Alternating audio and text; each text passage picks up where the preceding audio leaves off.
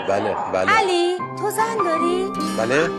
علی تو زن داری؟ علی کیه؟ اشتباهیه. علی خانی ببخشید. رفتن علی از خانی اینجا، رفتن از اینجا. تو تا حالا عاشق شدی؟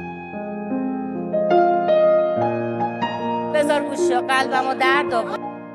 میخواستم صداتونو بشنوم. الان تو فریزر یخ هست که خواهر من، خواهر گرامی. بدم میاد، به من نگین خواهر من. عمه من تو نگین عمه من. یه ذره نگاهتون رو عوض کنید به دنیای اطرافتون. عمه نعیمه جان در فریزر یخ هست. دوربینتون کجاست؟ من شما رو ببینم. فقط به من نگید خواهر من. برو یخو بردار، بدو کار داریم. من واقعا روی این کلمه حساسم. میشه همش بیای به ما کارت زرد بدی؟ خیلیاتون را خدا نگهدار. تو با اسب سفید مهربونی اومدی.